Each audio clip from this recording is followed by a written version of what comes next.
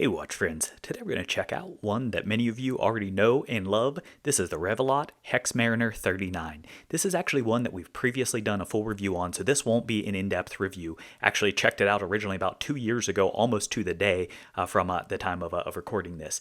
This is though going to be, I believe, the final batch of this NH35 Hexmariner 39 here. So this is something special, and with that, they did not pull any punches with the dial options that they have available. So we'll just go ahead and kind of quickly go through this. Really want to recap some of the specs, but mainly want to get a feel for this particular one because this thing is so cool. Wait until you see this across lighting.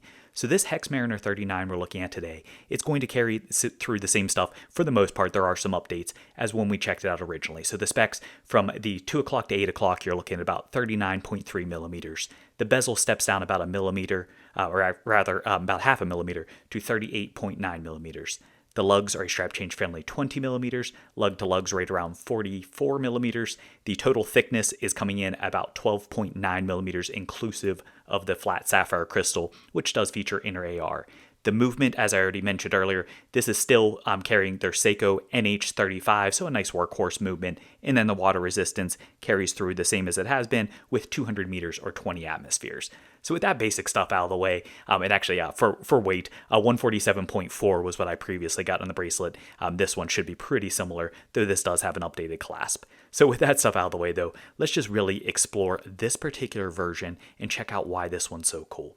So this particular one, which actually launches on November 12th of 2024, and I'll of course have a link down in the video description. I believe it'll be direct order from their website, and there are going to be a limited quantity, so do keep that in mind. Starting price is going to be about $279, and that's without the glide lock clasp, which adds $20 to it. But this particular one that we're checking out here starts at $325. What is it we're looking at? You might have already picked up on it. This is actually a hexagonal Mosaic Fumé mother of pearl. Specifically, we're looking at the purple variant. This is, while it's quite a mouthful, this is an absolutely fantastically gorgeous dial, and I hope that I'm doing it a modicum of justice in this video footage. It's not the easiest to record, but it is stunning. This Fumé kind of effect, it really does achieve it. In many lighting conditions, it just looks like a deep, rich, saturated purple color. But as you move it around, you can start to see that hexagonal mosaic. First off, the hexagonal pattern for that, absolute perfection. Just like with everything else, so many hexagon touches throughout this watch, and that naturally carried over perfectly to the mosaic dial as well. The integration for that, I mean, it is seamless. I don't know if they put like a lacquer or did some kind of like seal or what they did to press this together, but there are no gaps that I can detect. But additionally, as you hold it at angles, you can't see any dividing lines between them. The only thing you can tell is the textural difference or the pattern for that, as far as the way that it reflects light, not across the finish. It looks like a nice, smooth, like glossy lacquer across there. So fantastic there. But the biggest thing is this color shift. As I already mentioned there, going from just a rich, deep, saturated, just kind of neutral purple when you're looking at, to then as you shift it around in light, it picks up this gorgeous, like pinkish fuchsia color. It gets still that deep, rich purple everywhere in between with violet, and I mean every shade of purple that you can imagine. So between the spectrum of like a fuchsia, so a pinkish purple, clear over to like a deep, rich, saturated purple, gorgeous. This is one of the most beautiful mosaic dials as well as purple dials that I've seen. They do also have this particular version. There's two variants. There's a blue version as well, and that looks really cool from what I've seen from pics, but I knew for me, this was absolutely the purple that was sealing my heart here. So as far as the basic specs, really, like I said, this is going to be the same basic watch overall. So everything that I shared before, the pros, the cons, all that kind of stuff, is mostly still going to be applicable. But let's check this out.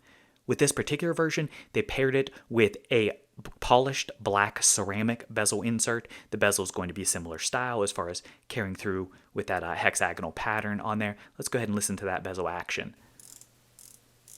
As you can hear, it has a decent tactile click. It's very light.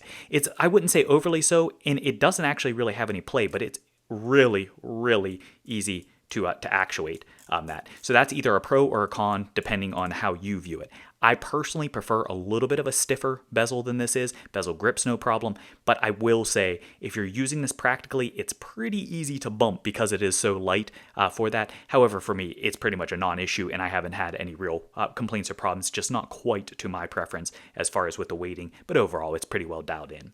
But as far as the overall aesthetic, like I said, with this particular one, with having that black polish, I think that complements well with this Mosaic having kind of that Fumé. So what's really cool here is I believe they actually did kind of like a tint coat in that lacquer or whatever, and that's how they achieved the Fumé, and that's why you get so much gradation to this. That's something I don't think I've seen anyone else do out there. We've seen other Mosaic dials, though I can't recall seeing a purple one like this, and certainly not in this hexagonal pattern, but with the color shift and everything for this, and then adding that kind of like smoky, very, very subtle gradient Fumé to that, it's just such a cool accent and touch. The only thing I found myself wishing, and I can't believe I'm going to say this because the 39 is the sweet spot for me, this dial is so gorgeous that I wish it had more real estate. It is definitely not the largest dial in the world, and that's always been true for the 39mm because you have got that wide bezel, you got that rehaut down in there, so it does shrink your dial real estate.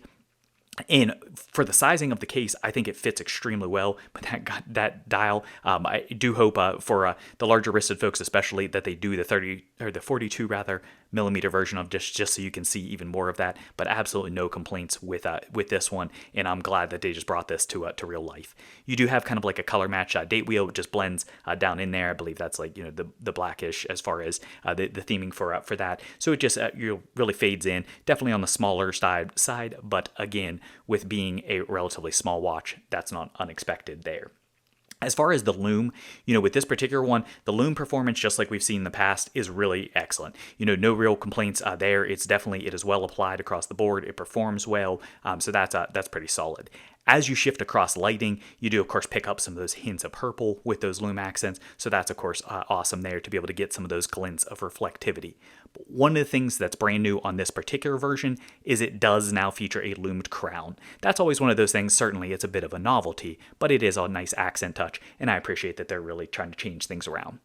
Shifting over to the bracelet, you can see, this is going to carry through with the same kind of styling, so you get that kind of chunky hexagonal style or look for this that really complements and suits the design. It still is going to have the taper for it, so you're going to be looking at, I believe, a 2mm taper from 20mm down to 18mm at the clasp.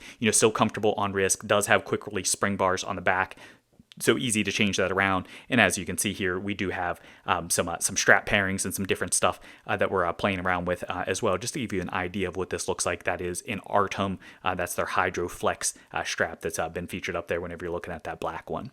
But one of the things that's really cool with this is they did actually change this over, so now it has at least the option for the upgraded clasp. Highly recommend spend the extra $20, get the upgraded clasp for it. With this particular version, it takes up to $345 at launch price for it, but worth every penny. Between the gorgeousness of that dial as well as this clasp now, this is what they're referring to as their glide lock, but it's going to be like the toolless micro adjust clasps we've seen elsewhere. It is, of course, going to be milled in, with their own accents, so it has their logo that's milled in there. It's principally going to be brushing all the way around, then does have like some blast accent touches as you open it up, milled bridge. But then the most important thing is it does have that toolless micro adjust. So all you have to do is pull that lever, and you're going to be able to slide that on the fly and get it custom tailored to your wrist size. As far as the retention, I believe it's the same with a prior one, but this is held in with pins. So I will, of course, have a tool, pin and collar, I should say. I will have a tool kit down in the description if you need to pick one up. It's a little more fiddly to change those or to size those initially. However, you never have to worry about screws backing out, so that's not a bad thing in my book. So this, I realize, has just been kind of a quick and dirty overview for you. Mainly, I just wanted to get you some of this footage out there so we could kind of revisit, see it's still everything we liked in the past about the Hexmariner 39. It's still a fantastic watch overall for the money. I mean, really tough to beat, if not impossible to beat for the money money. Fit and finishing, I think, is comparable or better than you'd expect for around the $300 price point by all means, especially when you look at these dials. Certainly, they're not going to be perfect, and there are more refined watches out there, especially if you go up market a little bit, like $450, $500, like Henry Archer, that kind of stuff. There are some really, really heavy hitting watches, but for the price point this is, I think, it's respectable finishing, but the biggest thing is that dial is absolutely gorgeous. In my opinion, you're not going to find anything that is prettier than this anywhere near this kind of price point. But again, that's all going to be subjective for taste. But now, you've seen this across different footage. Hopefully have a good idea as far as how this one actually exhibits. See that fuchsia, see that purple, all that stuff, which I expect that's going to suck a lot of people in. And I expect this is going to be the first version to sell out. So if you are looking to pick one up, again, this is going to launch on November 12th of 2024 on their website. Link down the video description. I do encourage you to act quick. So I would sign up for, I'm sure they do a newsletter or something for that, where you can get notified of the launch. But there you have it. I hope this has been a helpful revisit and quick look for you. If you did enjoy it, please do tap that like button. As always, if you haven't done so, smash that subscribe button. Drop me a comment. Let me know what you think. Do you like this one? Is this your favorite dial of the ones that you've seen from the current batch or from past batches? I know it is for me. Thanks for watching.